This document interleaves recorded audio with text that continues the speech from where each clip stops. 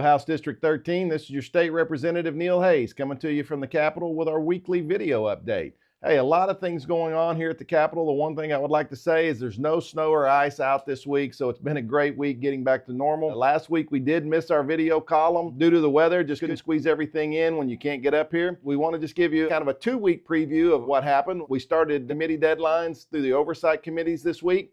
So a lot of bills got shifted from last week to this week. This is the last week to get them out of committee before they have to go to the floor, or they'll just be held over to next year. So got a lot of committee work done this week, heard a lot of bills. We'll be hearing a lot of bills today out on the floor and in committee, as well as tomorrow morning. Maybe up here a little longer on Thursday afternoon than we normally are, but got to get the work done. Well, one thing I do want to give is a shout out. We did not get to recognize a couple wonderful ladies who do a great service in our House District 13 from Muskogee, Oklahoma. Jadine Rogers Huerta was the psychologist of the day here at the state capitol from Muskogee. One of the great things is I did not know this until she brought it to my attention, but after a wonderful career as a psychologist, she did notify me that the state of Oklahoma is the only one that actually recognizes psychologists at the state capitol with the Psychologist of the Day program. So that was pretty cool that Oklahoma is leading the way in that, but it was great to have her here at the capitol. Also, I want to recognize one of my favorite nurses, Norma Kirk. She's now a nurse with Muskogee High School, one of the high schools in House District 13. For her great service to the community and now to the school and the students there at Muskogee High School, it was great having Norma here and being recognized on the House floor as well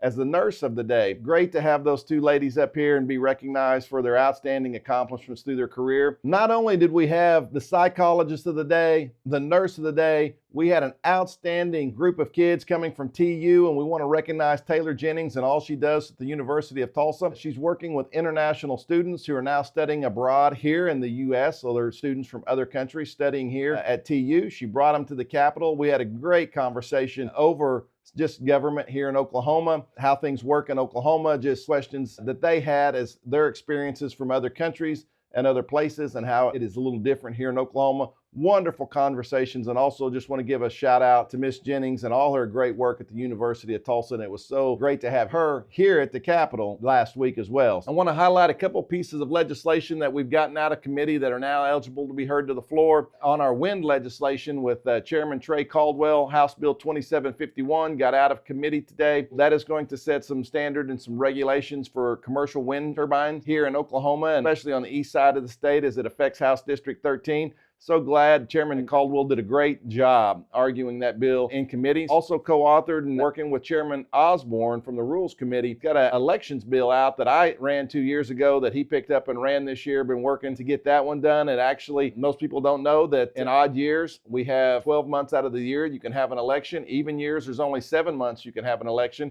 What this bill does is shrink it to 5 and makes odd years and even years the same. So tries to find a balance between ballot fatigue, where there's too much on the ballot with not enough elections, and then just election fatigue, where you have way too many elections and nobody shows up. So trying to find a balance. Great working with Chairman Osborne on that bill for elections, and can't wait to see how that bill moves forward. It is state tournament week. A lot of competitions between band, basketball, wrestling. Actually, wrestling was last week. So over the last couple of weeks, since we didn't get to have it last week, we just want to recognize some of the outstanding accomplishments of athletes and teams within House District 13 at our many wonderful schools that we have in House District 13. Do want to give a shout out to Shakota High School and Colt Collette. He's a 3-time state champion wrestler. This year, in the senior year, he finished runner-up, second in the state. We want to say congratulations on an outstanding high school career, and what an accomplishment that he's had over that 4-year career. We want to recognize Colt Collette. Also want to recognize the high school band in Shakota